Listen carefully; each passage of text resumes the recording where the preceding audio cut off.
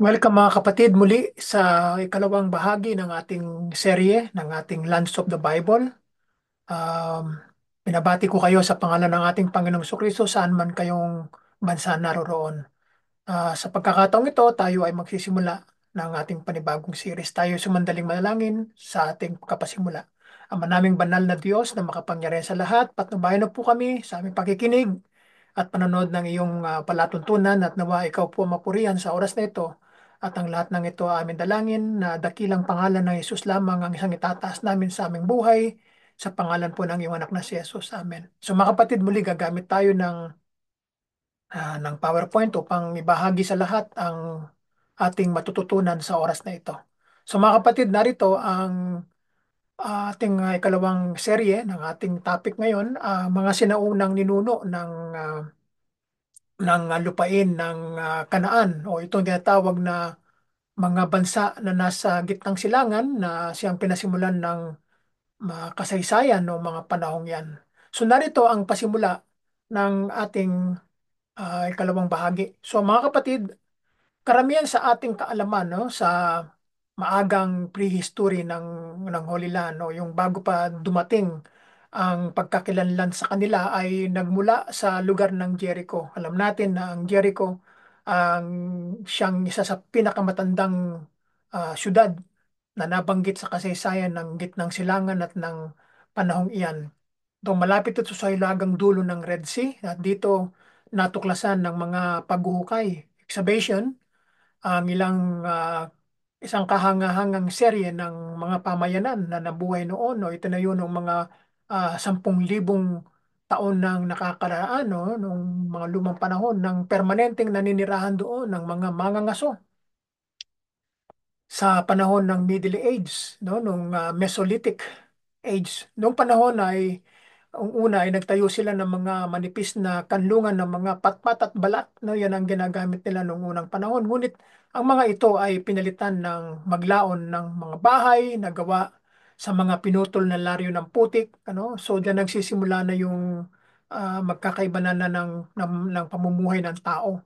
Sa pag-aayos, ginawa ng mga taong ito ang pinakamahalagang hakbang na humantong sa paglilinang ng mga pananim at pagpapaamo no, ng mga hayop, no? Pagkapalaki sa kanila upang magamit nila ito sa kanilang pagkain, sa kanilang pananamit, sa lahat ng kanilang mga gagawin sa kanilang buhay araw-araw ng mga panahon yon. Ito isang proseso na kilala bilang Neolithic Revolution.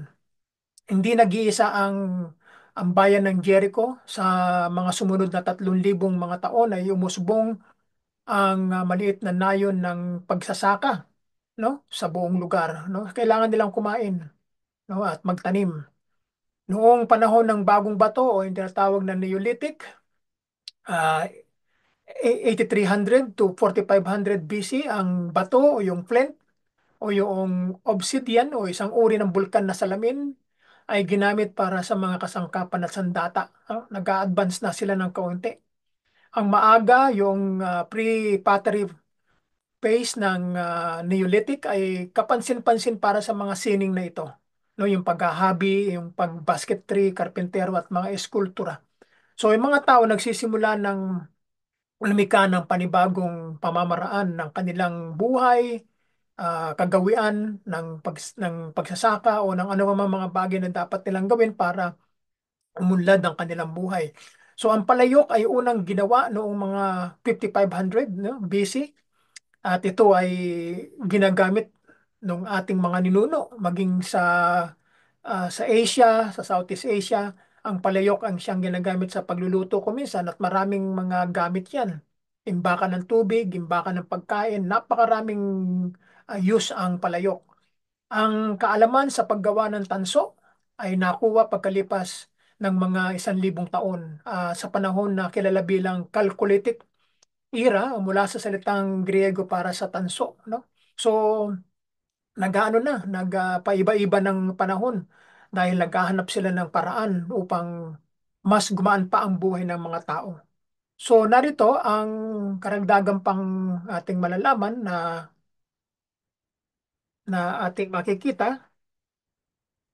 So, sa panahon ng pre-pottery Neolithic, Ang Jericho ang siyang kauna-unahang lungsod sa Kanaan na lumago sa isang kapansin-pansing paraan sa kaibahan sa karaniwang simpleng buhay ay walang pader sa mga nayon no, nung panahon na iyan. At ito ay naging isang tunay na lungsod na may malalaking pader at hindi bababa sa isang malaking batong tore na makikita rito. So nung nagsisimula pa lang ang Jericho ay hindi pa nila naisipang gumawa ng mga ng mga pader, no? Hanggang nung panahon na dumating si Joshua diyan ay ang pader ay talagang napakataas at talagang mahirap lusubin at sakupin sapagkat nalaman nila kung paano nila ipagtatanggol ang kanilang bayan laban sa kanilang mga kaaway. So, nung mga panahon yan, ang mga patriarka ng bayang Israel ay lumitaw sa pamamagitan ni Abraham, ni Isaac, ni Jacob at ni Joseph na nakatira noon at napadpad sa bansang Ehipto. Ito yung mga patriarka ng aklat ng Genesis. Sila ay tinuturing na founding fathers ng mga Hebrews, ng mga Israelites at sa panahon na hanggang ngayon ay tinuturing silang mga patriarka ng mga Hudyo na kung saan ang kanilang lahi ay nagpatuloy hanggang sa panahon na tinatawag na mga Israeli ang tawag sa kanila ngayon. Ang arkeolohiya ay nagbigay ng maraming impormasyon tungkol sa panahon kung kailan itinakda ang kanilang mga kwento at ang mga kultura ng mga lupain kung saan sila pinaniniwala ang naglakbay. So ang mga kwento ng patriarka ay maaaring naganap sa pagitan ng mga 2600 hanggang 1800 BC, no? Na ang mga kwento ni Abraham ang pinakauna at ang mga kwento ni Jose sa Egypt ang pinakahuli. So ayon sa kaugalian, si Abraham ay sinasabing umalis mula sa Ur, no? Ito sa Mesopotamia, sa Chaldea ay ng Iraq sa ating panahon ngayon ay patungo sa banal lupain na dati ang kung tawagin ay lupain ng Kanaan na ibinigay ng Diyos kay Abraham bilang kanyang ariing lupain na ibibigay sa kanyang lahi na sa magitan ng Haran sa Turkey ay humimpil sila pansamantala. Bagaman walang arkeolohiya napatunay na naganap ang paglalakbay na ito, mayroong mga kaunting alinlangan na ito ay nangyari o nagawa.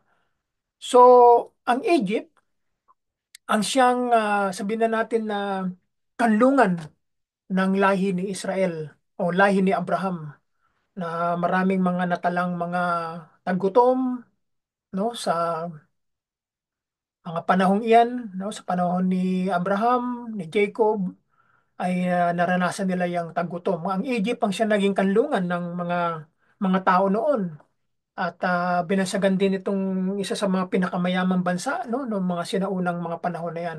Sa unang bahagi ng panahon ng tanso, yung Bronze Age, o Bronze Era, ang panahon ng tanso ay ang panahon mula sa paligid ng 2000 taon, no, itong lumang panahon, hanggang sa 700 BC. Noong gumamit ang mga tao ng tanso sa panahon ng bato, sa panahon ng Stone Age, ang bato ay pingkian at puyusan ay hinubog at ginamit bilang mga kasangkapan at sandata. Ngunit sa panahon ng tanso, ang bato ay unti-unting napapalitan ng tanso at ang tanso ay ginawa sa magitan ng pagtunaw ng lata at tanso at pinaghalo ang mga ito. So ang pagbubukas ng mga ruta ng kalakalan sa Ehipto ay nagbigay daan sa isang umuunlad na ekonomiya na nakabase sa lungsod na umuunlad sa Kanaan. So nandiyan nagkaroon ng transformation ng lupain ng Kanaan sa pagpasok ng lahi ni Israel. Noong gitnang panahon ng tanso, ang mga grupo ng mga Kananaita ay lumipat sa hilagang Ehipto at nagtatag ng isang lokal na dinastiya na tinatawag na Hyksos na kalaunan ay sumakop sa buong Ehipto. Okay, so kapag narinig natin yung salitang Hyksos, ito ay yung mga tao na sumakop sa buong Ehipto nung panahon na si Joseph ay nariyan sa Egypt. No, nung siya ay binenta bilang alipin, ang Hyksos ay isa sa mga lahi ng Kanaan, no? Mga Kanaanita yan eh. At dahil ang Kanaan ay malapit sa Egypt, ay sinakop nila. Hindi yan mga Egyptians eh, yung mga Hyksos na yan. So sinakop nila ang buong Ehipto at naging makapangyarihan sila diyan. So hindi sila itinuturing ng mga Egyptian na pero kundi mga ano yan, mga kung tawagin yan invaders, mga mananakop. Kaya nung panahon na si Joseph ay nandiyan ay nagkaroon ng panaginip yung pero, di ba? So ginawa si Joseph bilang ikalawa sa kanyang trono at nung malaman na ang kanyang pamilya ay nasa Kanaan at alam natin ang kwento niyan sa Book of Genesis ay pinayagan ng Hyksos na pero na patuloyin ang nabubuhay pa noong si Jacob na medyo may edad na malapit na siyang mamatay ng mga panahon yan. At pinayagan silang manirahan dito sa Goshen, sa land of Goshen. So, to make story short, nung nandyan na sila, no, yung buong lahi ni Jacob, ay diyan sila lahat nangamatay, no? Yung 12 tribo at maging din si Jacob ay nangamatay na silang lahat diyan. Ang lahi ni Israel ay dumami, no? At ayon nga sa kasaysayan ay halos 1.1 million sila inabot diyan. Ayon sa kasaysayan ay sa mga komentary na ating nababasa, natatandaan ko nung ako'y nagturo dito sa Ontario Christian Seminary way back 1997 pa yan, ay meron akong ginagamit na book na tinuro ko sa seminary noon, yung sa Bible history, ay nandoon ang binanggit na 1.1 to 2 million na mga Hebrews na lumabas sa Egypt. At diyan ay makikita natin na yaan ay nangyari at kaya nga noong si Moses ay bumalik dito sa Egypt upang dalhin niya palabas ang mga Hebrews ay hindi nakilala o hindi ni-recognize si Joseph sa kanyang contribution sa Egypt. Hindi kilala, no? Itong mga original na mga Egyptian na lumaban sa mga Hyksos at napaalis sila sa kapangyarihan at naibalik sa pamamahala ng mga Egyptian ng kanilang trono. Kaya ganon ginawang alipin ng mga Hebreo at hindi nakakakilala kay Joseph sa contribution kanyang ginawa. So sa panahon huling panahon ng tanso lamang noong mga 1550 BC, ay pinatalsik ng mga pero ng Egypt ang mga Hyksos at naglunsad ng kampanyang militar laban sa Kanaan. At dinala ito sa ilalim ng kontrol ng Egypt. So dahil doon gumanti ang Egypt at ginawa nilang kolonya ang Kanaan. So ang Egypt ay nagpataw ng mabigat na buwis sa Kanaan dahil nga yung mga Hyksos ay galing dito sa Kanaan ay ginawa nilang kanilang nasasakupang mga lugar, no? Ngunit bilang kapalit ang mga lungsod ng Kanaan ay nakakuha ng seguridad at mas mahusay na access sa mga internasyonal na merkado. Sa paghahari ni Ramses II, no, 1304 to 1237 BC, no, muling iniayos ang imperyo ng Egypt. So nariyan ang pagkasunod-sunod na istorya na mga pangunahing estratikong lugar o lungsod ng Bethshan dito sa malapit sa northern Israel, ano? Anong panahon ng Hellenistiko, panahon ng mga Greek na pumunta diyan at sinakop nila ang Israel ng panahon niya. Ang pamayanan ay kilala bilang Scotopolis o sinaunang Griego na pinanirahan ng mga Griego dito sa kung tawagin ng mga Hebreo ay Bethshan kung tawagin yan. So yan ang ginamit ng mga Egyptians para maging kanilang teritoryo, itong Scotopolis. Matapos ang Rion ay sumailalim sa pamamahala ng mga Romano, no? Nung dumating ang mga Romans ay tinake over nila itong Bethshan o itong Scotopolis. At ang Scotopolis ay nakakuha ng katayuang malayang imperial, no? Naging independent yan at naging nangungunang lungsod ng Decapolis. Kapag narinig natin yung salitang Decapolis, yan yung 10 syudad noong panahon ng Greek era, no? Dito sa parte ng Jordan.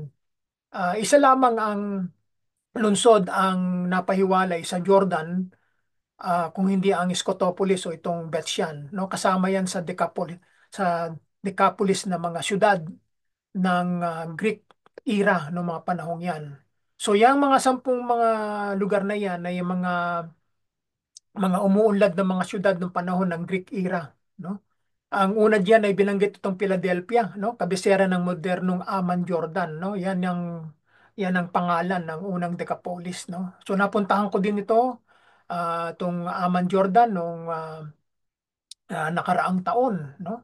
At nakita ko yung um, remnants, no, nung original na pamayanan nung unang mga panahon na iyan, no? Sa mismong Aman, no? Yung kanilang um, mga templo, yung mga columns nandun pa rin, no? Yung mga dinadaanan ng tubig na iniinom nila, yung kanilang community nandun pati yung theater nila, no?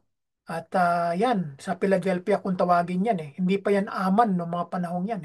So yung ikalawa, yung Gerasa, no? Yan mga magkakano yan, magkakalapit na lugar yan no?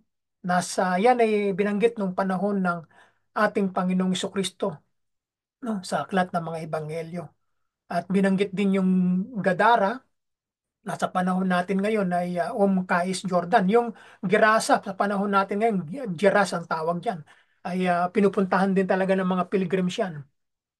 At yun namang ikaapat yung Pela, no? Ito naman yung kanluran ng Irbid sa panahon natin ngayon, yung Tabak at Pal ng Jordan. So ayon sa kasaysayan, dumating si Titus noon sa nung 70 AD ay wala nang mga Kristiyano na naipit at na-stranded sa loob ng Jerusalem, no? Dahil nung sinabi ng Panginoon sa kanila noong bago mag 70 AD sa Matthew chapter 24 na nagsalita ang Panginoon na sabi kapag dumating na ang tinatawag na panahon na iyan ay wag na kayong bumalik sa inyong mga tahanan para kunin ang importanteng mga gamit ninyo. Pag kayo nasa bukid ay wag na kayong bumalik sa syudad kung hindi tumakas na kayo. So marami mga Kristiyano, mga believers o mga mananampalatayang Hudyo ang umalis nang mabalitaan nilang paparating na ang legion ng mga Romans. Ganun. Then natandaan nila ang sinabi ng Panginoon na umalis na kayo at tumakas na kayo upang hindi kayo mapasama sa parusa na abutin ng mga Hudyo na ito na hindi naniwala sa Kanya. So ayon sa kasaysayan, sila ay nagpunta sa Pela, no, dito sa Jordan. At sila ay na-survive nila yung massacre na yan, yung pagpatay sa mga na-stranded na mga Hudyo diyan nung panahon na dumating ang mga Romans. No, yan, binanggit yung Pela. So yung kalima niyan, yung tinatawag na Dion, no? Minsan ay nakilala rin sa pangalang ay doon, no? Tel Asyari ng Syria naman ito, no? Na isa sa mga lugar sa Syria. So ika-anim ang Rapana ay ang karaniwang tinutukoy din na Raetag Arpa. Ito ay matatagpuan din sa Syria. So pangalawang lugar ito sa Syria na isa sa mga kabilang sa tinatawag na Decapolis, no? At ganun din yung ito nga binanggit natin itong si Scotopolis, ikapito ay nag-iisang lugar sa Bethshan sa panig ng Israel na tanging lungsod sa kanluran ng Ilog Jordan, no? Itong Bethshan ngayon sa panahon ngayon. Ito yung napuntahan ko din noong 2018 at marami tayong larawan diyan at ipapakita natin yan sa mga panahong darating pa kasi nasa ano pa tayo, nasa pasimula tayo, introduction ng The Lands of the Bible, no? So binanggit ni Pliny, no, isang historiador or historian ng mga Romano nung panahon na yan bilang Dio Hippus. Yan ang kanyang pagkabanggit, no? Kadalasan ang entity na ito ay nahati sa Dion at Hippus. So ang Aramaic na pangalan ng Hippus ay Susita dito sa Israel. So kasiyam naman yan tinatawag na Kanata, no? Isang lugar na mayaman sa tubig sa hilagang kanluran dalisdis ng Jebel Hauran. Ito ay matatagpuan sa Syria din. No, halos marami kaya mamalapit ito, no? Kasi magkakatabi yan kaya sinasabi natin na ang lands of the Bible ay hindi lamang tumutukoy sa bansang Israel, kundi tumutukoy sa Egypt, sa Israel, sa Jordan, sa Syria, no? Sa Lebanon, sa Turkey, at saka sa Cyprus, no? Yan ang tinatawag na lands of the Bible. So Ang karagdagan ay yung pang-sampu ay itong Damascus, no? So nasa Syria din yan. Halos marami. Halos kalahati ng Syria at kalahati ng Jordan, no? Ang binubuo ng Decapolis. So alam natin ang Damascus ay ano rin yan, binanggit niya sa Book of Acts. Diyan tinawag ng Panginoon si Saulo na naging Pablo, di ba? Diyan nabulag si Saulo at diyan kinausap ng Panginoong Kristo si Saulo mula sa kanyang vision at bago sila pumasok sa lungsod ng Damascus ay bulag si Pablo, si Saulo nung sila ay pumasok sa Damascus. Yan ay ang modern capital ng Syria noong mga panahong iyon, no? Isang multicultural na metropolis sa ilalim ng pamamahala ng mga Byzantine pagkatapos ng Roman Empire. At ang nagsilbing kabisera ng lalawigan ng Palestina segunda noong mga panahong yan at may pinaghalong populasyon ng mga Kristiyano, Pagano, Hudyo at mga Samaritano.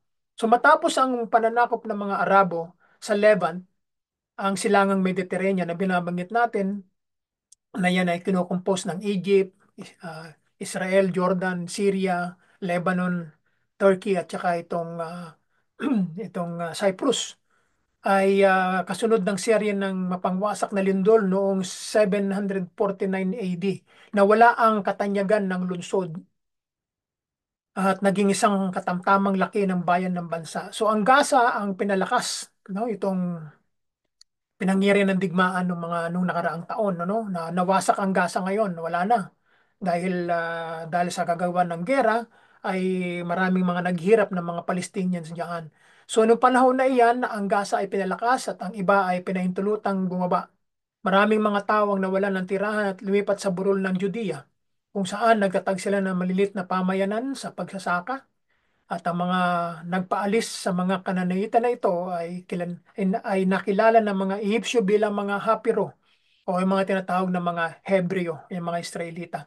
Ang naging batayan ng kung ano ang magiging Israel pagkatapos ng pananakop sa pamumuno ni Joshua. So yan ang konting background ng panahong iyan bago dumating, no, ang mga Hebrews o ang mga Israelita sa panahon ni Joshua. So ang relation between ng Egypt at ng Canaan, no, sa panahon ng Late Bronze Age, no, humigit kumulang na 700 BC, ang Canaan ay naging bahagi ng Egyptian Empire, no, dahil nga doon sa istorya ng pananakop ng mga Hyksos na mga taga-Kanaan ay naibalik sa kapangyarihan ng mga Egyptyo ang kanilang trono, kaya naman bilang ganti sa mga taga-Kanaan ay ginawang teritoryo ng mga Egyptians ang Kanaan kasi malapit lang naman tabi lang naman sila eh. At ang kanyang mga lokal na pinuno ay naging mga basalyo ng Pero, mga representative ng Pero. Ang ilan sa mga lungsod ng Kanaan tulad ng Gaza, yan ang unang lugar na magmumula sa Egypt papunta ng Israel, Gaza ang kanilang unang mararating ay umunlad sa ilalim ng mga Egyptians. So ang mga Pilistino na naninirahan sa Gaza noong mga panahong iyan, mga Philistines ay nung paghahari ng panahon ng paghahari ni Ramses III, no, 1198 to 1166 BC, ang imperyo ng Ehipto ay nahaharap sa isang malaking krisis nang salakayin ito ng isang liga ng mga tao mula sa Aegean. Ito yung mga isla galing sa Greece o Timog Anatolia. Ito naman galing sa modernong Turkey o Turkey na. Kilala bilang mga tao sa dagat, ito yung mga Philistines, ito yung magaling diyan, no? Hindi naman yan mga taga-Kanaan talaga itong mga Philistines na ito. Mga nandayuhan din yan, mga galing sa ibang lugar dito sa Aegean Sea at saka sa Timog Anatolia, no? Kilala bilang mga tao sa dagat, mga seamen yan, yung mga Philistines na yan. Kasama nila ang isang grupo ng mga tinatawag na mga Philistines. Kaya ang pangalan ng kanilang Diyos-Diyosan ay si Dagon. Ibig sabihin, ano, yung Diyos-Diyosan ng mga isda. Kung tawagin yan ay fish god, kung tawagin, no? Itinulak sila ni Ramses pabalik mula sa baybayin ng Egypt sa isang mahusay na labanan sa dagat. Ngunit hindi niya sila mapigilang manirahan sa Kanaan, sa katimugang dulo ng baybayin. So hanggang sa dumating nga ang mga Israelita diyan sa Kanaan ay nakita nila na ang mga Philistines ay makapangyarihang mga mga mga tao, no? Sapagkat gumagamit sila ng mga advanced weapons, no? Sa panahon ni Saul ay excuse me, binanggit sa aklat ni unang Samuel na si Haring Saul lamang ang merong tansong sibat, no?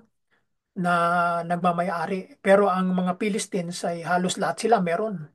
Kaya advantage ang mga Philistines ng mga panahon yan, kaya nahirapan silang talunin ang mga Philistines ng mga panahon ni Haring Saul. Kaya nung dumating si Haring David ay nalupig nila ang mga Philistines, no? At sa gabay at tulong ng Diyos sa kanila. So, ang lahi ng mga Kananainita ay alam natin na marami silang pinanggalingan, no? At yan ang mga orihinal na mga taong nanirahan, no? Dito sa lupang pangako na tinatawag sa banal na kasulatan. Isa sa mga nanak ni Ham na binanggit sa Genesis chapter 10 ay chapter 9 pa ng Genesis ay pinaliwanag na ang pangangalat ng mga tao sa panahon ni Noe. No? Pumasok sila sa arka at sila ay nakasurvive sa flood. No? Kanyang tatlong anak na babae na asawa ng kanyang mga anak at ganun din ang asawa ni Lot. Lahat ay may mga anak pagkatapos ng baha at sila'y kumalat sa buong lupa. Isa sa mga anak ni Ham ay isang lalaki na nangangalang Kanaan na binanggit sa Genesis 9:18. So kaya tayo mga tao sa panahon ngayon, tayo na ang produkto ng lahi ni ni Noe, no?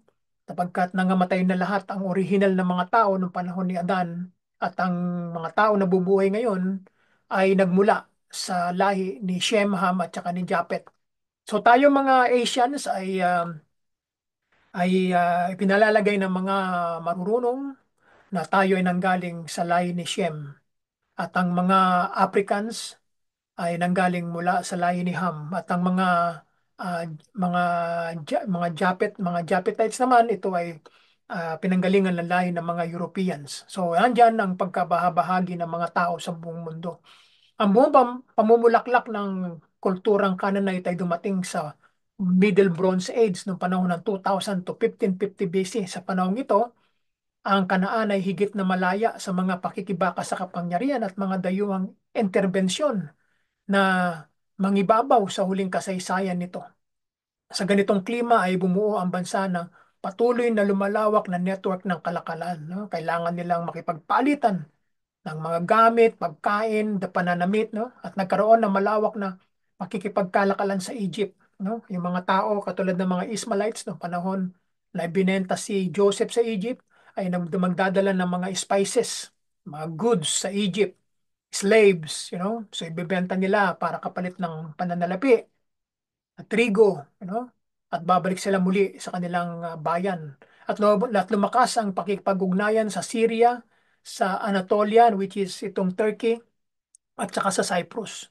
So yung sining ng arkitektura at craftsmanship ng Kanaan ay umabot sa mga bagong antas ng kasanayan at pagiging sophisticado dahil ang kanilang mga artist, mga dibuho nila, yung mga professionals nila ay na-impluwensya ng iba't ibang pinagmulan ng bansa na kumukuha sila ng mga idea sa ibang bansa at ini-improve nila para sa kanilang pangangailangan. No? Nung huling panahon ng tanso, 1550 to 1150 BC, ang Kanaan ay pinangunahan ng Egypt, no? Kaya nga ang ang Kanaan ay parang tinuturing na ang Egypt ay ang kanyang ama, no? Na umaalalay sa kanya.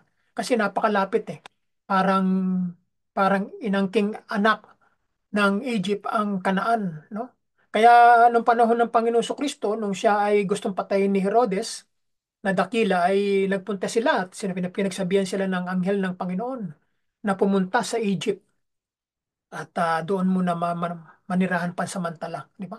Parang kanlungan ang Egypt eh. Panahon ni Abraham, nagkaroon ng tagutom, ay dinala sila ng Panginoong Diyos sa pamamagitan ng anghel sa Egypt, di ba? Panahon ni Joseph, nagkaroon ng tagutom, ay dinala din sila sa Goshen, no? At ayon sa mga theologians, sa mga researchers, mga dalubhasa na tinatanong nila, wala naman binanggit sa Biblia kung saan na pumunta ang ating Panginoong Kristo nung siya ay sanggol. Ay ayon sa kanila, ang Alexandria ang siyang lugar kung saan naghimpil ang Panginoon at ang banal na pamilya hanggang na namatay na si Rhodes at sila'y bumalik muli sa Israel. So, hindi binanggit sa Biblia, sa Gospels, aklat ng mga Ebanghelyo, ang pangalang Alexandria. Pero ayon sa kasaysayan, sa tradisyong Kristiyano, ay ang Alexandria ang siyang tinuturong lugar kung saan nagpunta ang ating Panginoon Kristo nung siya ay sanggol pa lamang. Dahil dito sa Alexandria, makikita ang mga merong isang lugar sa Alexandria na binabanggit na lugar ng mga karpentero, no? Diyan din sa Alexandria binanggit ang mga lugar kung saan isinalin ang Old Testament sa wikang Greek o yung tinatawag na Septuagint, no? At Greek Old Testament kung tawagin. At nung panahon ng mga apostol ng ating Panginoon Kristo hanggang sa panahon ni Apostol Pablo, ni Stephen, ang kanilang ginagamit na kasulatan na itong Septuagint, no? At kinukot nila yan, no? Pag sila ay nagsasalita. So yan ang konting background na makikita natin sa lupain ng Kanaan. So sa ating munang pansamantalang conclusion dito, ang lupain ng Kanaan ay hindi natin alam ng eksakto kung paano naayos sa politika ang Kanaan noong Middle Bronze Age. No, malamang na ito ay binuo ng isang malaking bilang ng mga independent states ng city. No, bawat isa ay pinamumunuan ng isang prinsipe o ng isang hari ayon sa aklat ni Joshua. So ilang lungsod ng Kanaan ang nasakop ni Joshua, di ba? Makikita natin yan sa kanyang aklat. Ay itinala ni Joshua ang 31 lungsod o bayan na nasakop nila sa kanilang pagpasok, no? Sa Kanaan, no? Magmula sa Jericho, magmula sa parte ng Jordan at pumasok sila sa Jericho, no? 31 na mga hari yan o mga lungsod na kanilang sinakop. Ang pananakop sa mga lungsod na ito ay naganap di nagtagal pagkatapos ng 1400 BCE at ang pagkamatay ni Moises, no?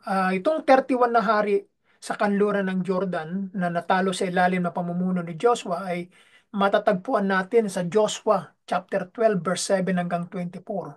Makikita ninyo yung listahan ng 31 kings dito sa Joshua chapter 12 verse 10 hanggang 11, no? Makikita ninyo diyan. Kaya nga sinabi ng Panginoon sa mga Israelita sa magitan ng mga elders ay huwag kayong mag-iiwan ng mga lahing ito, no? Patayin silang lahat, babae, bata, mga hayop, no? Lahat ng may koneksyon sa mga Canaanites ay huwag kayong magtitira, no? Pagdating ng panahon, magiging tinik ninyo sila sa kanilang mga lalamunan at magiging way sila upang mawala kayo, no? At maibulid kayo sa pagsamba sa Diyos-Diyosan. So, hindi sumunod ang mga Israelita sa sinabi at inutos ng Diyos sa kanila. Hindi nila tinalo lahat, hindi nila nilinis ang lupain ng mga Kananainita. Kaya naman pagdating ng panahon, na-impluwensyahan sila, no? Parang sila nung panahon na dumating si Balaam, no? Panahon na sila ay nasa parte pa ng Jordan at panahon ni Haring Balak ng Moab ay hindi nila matalo ang Israel. Nag-hire si Haring Balak ng isang propetang si Balaam para sumpain ng Israel. Diba? Kaya hindi nila matalo, kaya ang ginawa na lamang ni Haring Balak ay sumpain mo na lang. Hindi pala natin kayang talunin eh. Kaya walang nagawa si Balaam kung hindi sundin kung ano sinabi ng Diyos sa kanya. Imbis na sumpain ay pinagpala ni Balaam ang bansang Israel noong panahong iyon. Kaya naman ang nagsilbing daan upang matalo ang mga Israelita ay mabulid sila sa impluensya ng mga taong yan. No? Yun ang ginamit na weapons ng mga kaaway na kinaibigan ng mga Israelita at inilapit ang mga babae sa kanila, inuman, no, sayawan, at hanggang sa mauwi sa pagsamba sa kanilang mga Diyos-Diyosan. Dahil diyan, napulyot ang mga Israelites at ayun, na naging way para sila lumayo sa Diyos. Yan ang isang iniiwasan ng Diyos na mangyayari sa kanila. No? Kaya alam natin sa kasaysayan na kapag matigas ang ulo ng mga tao at hindi nakikinig sa sinasabi ng Diyos sa kanila, sila ay mapapahamak. Matutulad sila sa mga bansang sinalakay nila nung mga panahon pumasok sila sa Israel at magagaya din sila sa mga bansang sinakop nila. At mayroong gagamitin ng Diyos na makapangyarihang bansa para sila sakupin at gawing alipin. So ganyan lang, umiikot lamang ang buhay eh. Kaya kapag ang mga tao ay nananatiling tapat sa Diyos, ay hindi ka mapapahamak. Mananatili ka nasa kamay at pag-iingat ng Diyos. So yan ang lupain ng Kanaan noong mga panahon na iyan bago pa dumating ang mga Israelita diyan sa lupang pangako. So mga kapatid, dito muna natin ititigil ang ang ating introduction. Medyo maano yan eh, matagal pa yung ating introduction eh. So, kalating oras lang po ang dapat nating gugulin diyan at sa susunod na mga serye ay tutuloy natin ang mahabang series na ito. So mga kapatid, pagpalain kayo ng Diyos saan man kayo naroroon at naway magkaragdag ng kaalaman ang ating natutunan ngayon sa oras na ito. Salamat sa lahat at pagpalain kayo ng Diyos saan man kayo naroroon. Bye for now and have a great day everyone.